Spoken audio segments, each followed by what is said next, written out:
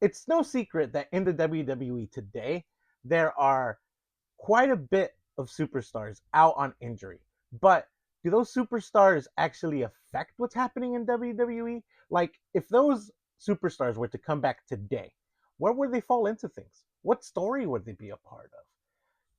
Let's get into it. But before we do, though, make sure to hit that button to subscribe, hit that bell for notifications. We're trying to post every day here. So come, be a part of it. Be a part of this journey with us. Now, let's talk wrestling.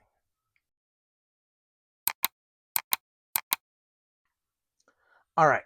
On this paper that's in front of me that you can't see, I have 11 injuries that span from WWE Friday Night SmackDown to WWE Monday Night Raw. Right? 11 injuries, some bigger than others, right? We obviously know some of the big ones like Seth Rollins will come up, but some that maybe weren't as significant. Now, it sucks for everyone on this paper, obviously, right?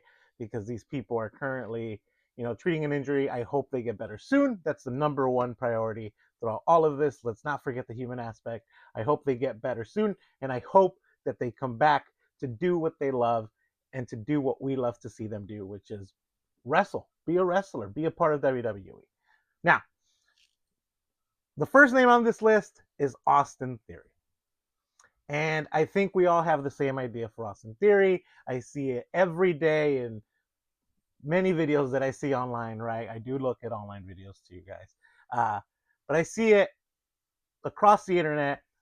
Everyone is asking for Austin Theory, ever since Seth Rollins was there, to be a part of the Vision. And that's exactly where I would put him if he came back today. I would have him be a part of the Vision to kind of round out that team, push him as this heel that needed some guidance, right? And who better to provide that guidance than Paul Heyman? After that War Games match, let's have him have a feud with his former partner Grayson Waller, right? Let's have that whole thing blow up like we wanted it to before he went out on injury, and all of a sudden they just broke up off screen. Let's have him come back. Let's have him have a feud with him after he gets into it with the Vision, right? So I want him to be a part of the Vision, not just a part of the War Games match with the Vision, a part of the Vision. And then Paul Heyman's like, hey, remember your former best friend Grayson Waller? Do you remember how he stabbed you in the back? He has friends now too, right? A little 3-on-3 between the Vision and the New Day with Grayson Waller, and eventually, having this big, maybe WrestleMania match against Grayson Waller for the final blow off where Austin Theory just destroys him, right? He shows that the Vision has led him towards this new darker path where he's just a badass, because he is, man. This guy can go. This guy has everything that is necessary to become a top heel superstar, also a top babyface. Like, behind the scenes, apparently he's like the nicest guy in the world, but we're making him a heel right now. We're putting him as part of the Vision. We're having Paul Heyman lead him down this dark path where he just destroys Grayson Waller, and he's a part of the biggest, scariest group faction in the WWE. So let's throw him in the Vision. This next one is going to be a combination of two superstars that are out, right? One being Bianca Belair, and the other being Naomi. Now, Naomi isn't out injured. She's out pregnant. But, for the purposes of this video, we're going to say that she's out on, as my wife put it, something affected her body and she's unable to compete. So she's part of these 11 superstars that we're going to talk about today. Now, Bianca Belair and Naomi, it just so happens that Jade Cargill is the current WWE World Champion on Friday Night SmackDown. Let's see the big three go against each other. Why not? Naomi comes back and talks about Jade, talks about how she attacked Jade. She's like, see, I told you guys this was in her. This is why I attacked Jade, because Jade wasn't being the person that she said she was being, right? It was a facade. She was never this goody girl that we all thought was there. And I'm here to take that championship from you. Bianca then also comes back, right, as a part of this, maybe trying to create some peace, but then they attack her and all of a sudden she's a part of it. So triple threat match eventually for Jade's WWE World Championship, whether this be, something that happens at Survivor Series War Games or something that happens at the Royal Rumble. We can even drag it out to, it could be a multiple match thing where we can drag it out to WrestleMania. So Bianca Belair and Naomi both coming back to challenge Jade Cargill for her title, having a multi-match feud with Jade Cargill. That's how I would book them coming back. All right, Chad Gable is another superstar that's out on injury, and his being out has affected several stories, honestly. For one, we haven't seen the Creeds on TV since almost right after he left, right? Him coming back would mean the Creeds coming back. Let's throw the Creeds into the tag team title scene. We don't want AJ Styles and Dragon Lee to hold those titles forever. And a heel, you know, uh, Creed Brothers team would, I think, would be great as tag team champions. So Chad Gable coming back, pushing these guys to like, let's take these titles. You guys said that I'd come back with you guys in gold, and you guys aren't holding any gold. Let's go after these titles. Maybe he helps them to win. Maybe they win clean. It doesn't really matter. But with Chad Gable coming back, his faction, part of his faction being dripped in gold with the tag team titles would be awesome. It would be an awesome story. It would be Coach Gable being Coach Gable, right? So that's part of his return. On the other side, I want to see Chad Gable versus John Cena, right? Whether it's a part of this this tournament, or maybe he just shows up on this coming Monday Night Raw to challenge Cody Rhodes for his title, for his Intercontinental title. Maybe even wins it. I don't know. He's another person just like Sheamus, not just like Sheamus, right? But he's another person who has been chasing the Intercontinental Championship for some time now. So why wouldn't he go up against John Cena for that title? Right? Like I said, I wouldn't necessarily put him in the tournament, kind of just because I want this to just be Chad Gable having a quick match with John Cena, whether he wins or not, honestly. But who doesn't want to see that match, right? Who doesn't? And then, eventually, if he isn't the person to dethrone John Cena, whoever dethrones John Cena, we obviously put Chad Gable in the Intercontinental Championship picture to try to get that title off of whoever's holding it at the time. So that's how I would book Chad Gable coming back if he came back today. Chad Gable. Like I mumbled, Chad Gable. I think Elton Prince is hurt. There's nothing to indicate that he's not, right. Like if he wasn't hurt, he'd be back with his pretty deadly partner, Kit Wilson, right? Like they would be back. We've seen Kit um, have these like weird backstage feuds with Damian Priest and Carmelo Hayes recently. So I feel like the reason we're showcasing him alone is because Elton Prince is hurt. So if he's not hurt, sorry, but if he is hurt and he's coming back from injury, if he were to come back today, what would I do? Obviously, I'd put him back with his partner, Kit Wilson. Obviously, I'd reunite Pretty Deadly. Obviously, I'd put him in the tag team picture on SmackDown, right? I've said this in a previous video where I talked about pushing Pretty Deadly, but I think that the Wyatt Six going after Kit Wilson and Elton Prince, right? Kind of challenging their brotherhood, right? Like you guys aren't brothers, we're brothers, brother, right? A little Uncle Howdy. Listen, Elton, your brother Kit has been here for a while, but he forgot about you, and now you're back. And now you're back, but what does that leave you? Your brother ditched you once, your brother abandoned you, but we are brothers and we don't abandon each other. Go after the tag team titles.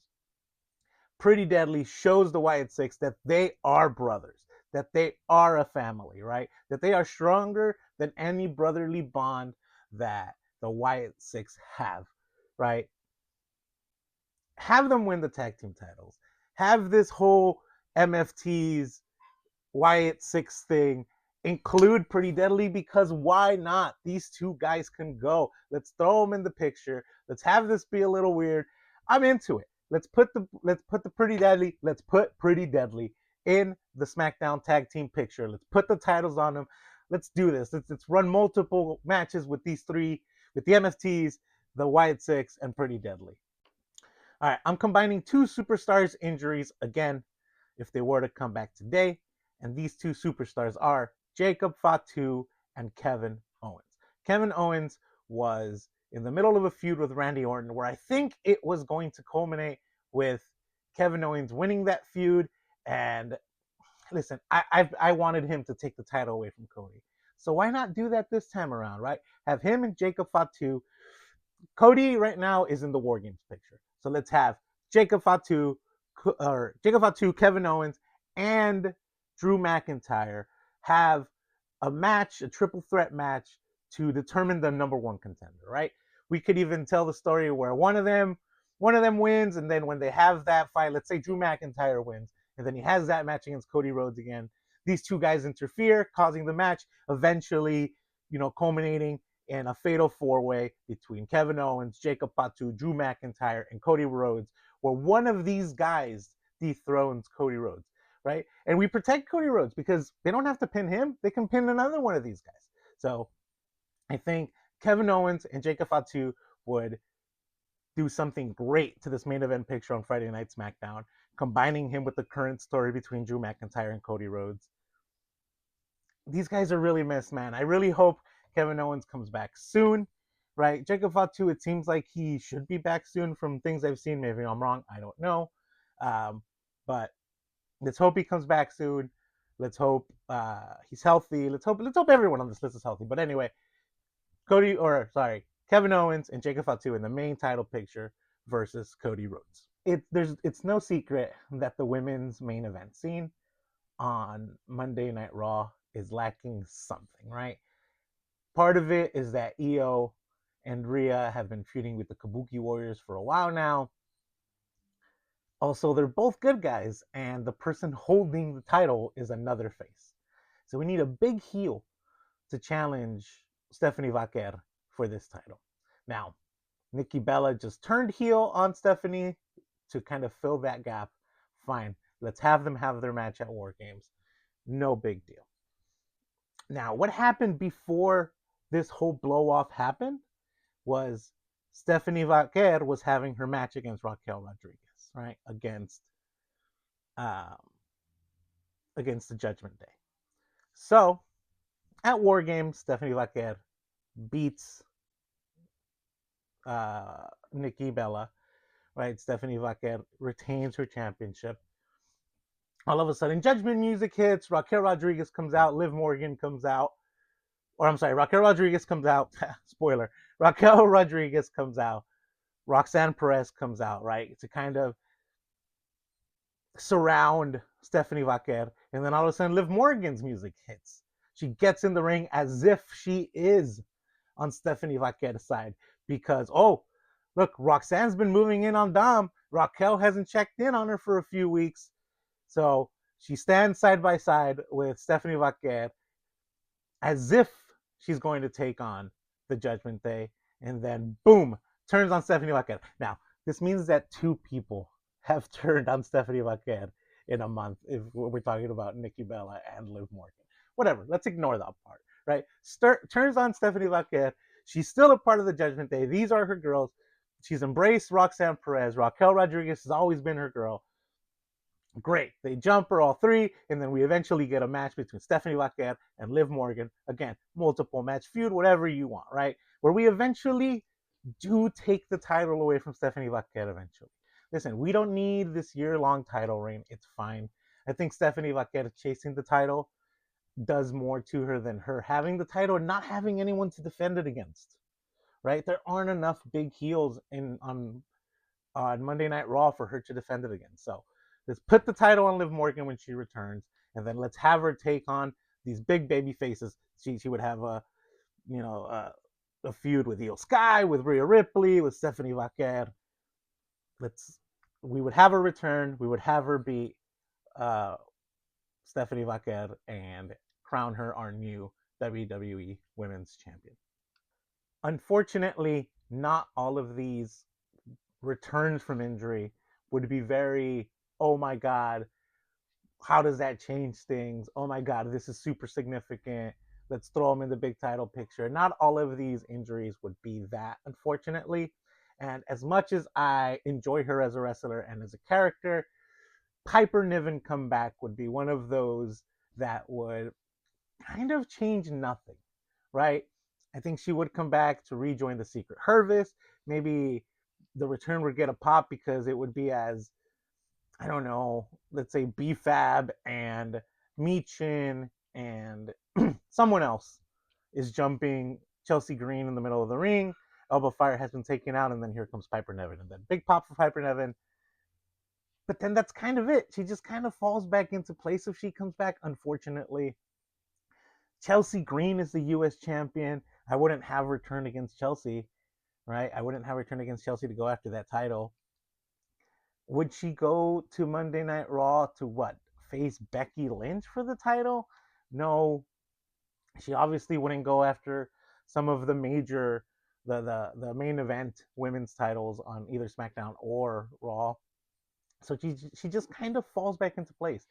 Maybe there's a couple of matches with the Kabuki Warriors where they would go after the championships. Do I realistically see the Secret Harvest beating the Kabuki Warriors for the women's championships? No, I don't. So unfortunately, as much as I enjoy her as a character and a wrestler, Piper Niven coming back wouldn't really change much. She would just be the same character she was before injury and kind of fall back into place in that same story. So that's what I think would happen with Piper Niven coming back. Zoe Stark is another superstar that's currently out injured, and when she got injured, she kind of wasn't doing anything. I think the WWE, specifically SmackDown, is missing a lot of good female mid card talent to go after that US title. And I think Zoe Stark would fit in here perfectly. Have her return as a face because honestly, she can go. As a wrestler, she can go. Sure, her promo skills aren't necessarily the best, but as a wrestler, she can go. Just have her be this like badass Roman Reigns type. I'm not comparing her to Roman Reigns, relax, but just this badass good guy who just takes the title away from Chelsea Green, right? I almost want to say have an open challenge, but then you're gonna have two open challenges on SmackDown. No, but just have her defend her title, right? Have her feud with some mid card bad guys. Have her feud against Julia. Have her feud against Chelsea Green. Have her feud with the other members of the Secret Harvest after she takes those titles away, right? Why not have her have a feud against Meechin and BFAB too? Who cares, right? But I think having her listen, this highlights an even bigger problem for WWE, and this there aren't enough mid card female talent there. Period. Right. But put the title on her. Let's have her defend this title. Let's have her go to Raw and defend the title too. Why not? Maybe have a little switcheroo between the U.S. title and the Intercontinental title. I don't know if that's the move, but I don't know. Just throwing out ideas out there. But having Zoe Stark come back, being this mid card champion for the women's U.S. title, I think would be the move. Someone needs to dethrone Chelsea Green. Someone realistic, right? It isn't going to be Meechin. It isn't going to be BFAB. It needs to be some sort of babyface, I think. And Zoe Stark, I think, would be the perfect move for that. So that's how I would have Zoe Stark return and take the title away from Chelsea Green. And finally, I think the biggest injury to impact WWE as a whole, right? The biggest superstar that is currently out on injury, the person that whose injury kind of changed several storylines in WWE, is Seth freaking Rollins. Now, if Seth were to come back today, obviously he'd feud with the Vision. Obviously, he would have to come back as a babyface, right? So, what I would have him do if he were to come back today is I would have him join the babyface team on Survivor Series War Games, right? Let's say Jimmy Uso comes in as the fourth. Okay, whatever. CM Punk then gets a call. He tells the guys, listen, I have an unlikely ally who wants to be a part of this match. And while we don't always see eye to eye, I think we can use him. And CM Punk is reluctant, but he knows that he needs Seth Rollins to be a part of this team. We don't reveal it's Seth Rollins yet. We don't reveal Seth Rollins till that night, right? But the justification would be that CM Punk knows he needs someone who knows the Vision inside and out, right? He needs someone who knows how Paul Heyman's operates. I mean, he knows how Paul Heyman operates, but how Paul Heyman operates within this faction. What weaknesses Braun Breaker has, why, right? What weaknesses Bronson Reed has, right? Maybe leading up to the match, we get the Vision destroying CM Punk and the Good Guys team every week for the next 3 weeks, right? Catching them off guard backstage, attacking them, right? Attacking them after matches in the middle of the ring, just not letting them breathe, taking them out, kind of making them desperate for this person to be the X Factor. And what better X Factor than Seth freaking Rollins? Put him in this feud with the Vision, right? Or put him in this match at Survivor Series War Games as part of the Good Guy group against the Vision, right? Have him be the person that gets the pinfall to end the match, right? Him and CM Punk aren't friends, right? They're not going to be friends. They weren't friends before this. They're not going to be friends after this. But they all have a common purpose. Kind of like when CM Punk and Roman Reigns teamed up, right? They all have a common purpose, and that common purpose is the Vision, right? Good Guys win the match. Then Seth Rollins goes after the Vision one by one, now with Austin Theory. Now with maybe Brock Lesnar, right? This is a bigger group now. This is a bigger, stronger group now. And Seth Rollins goes through each and every single one of them, right? Until he gets to Braun Breaker.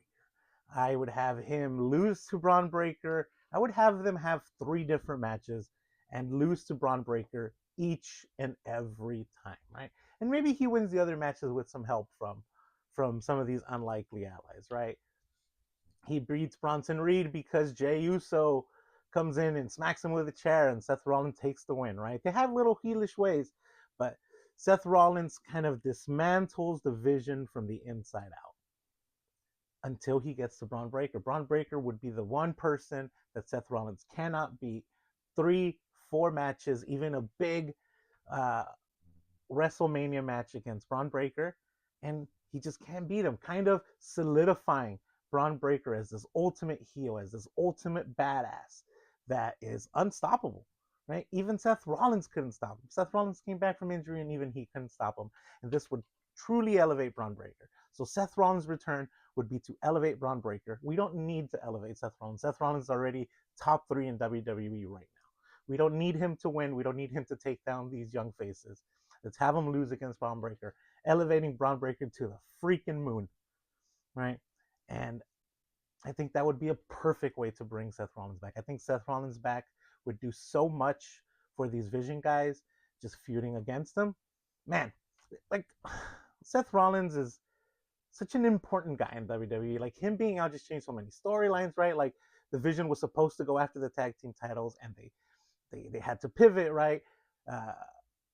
The title had to go to another big guy like CM Punk. Like it just changed so many things. So him coming back could help elevate all of these guys that he was supposed to elevate while being on their side, but kind of changing the story a little bit. But Seth Rollins coming back, I think, would have the biggest impact in WWE right now, and I think we can all agree on that. Anyway, let me know in the comments what you thought.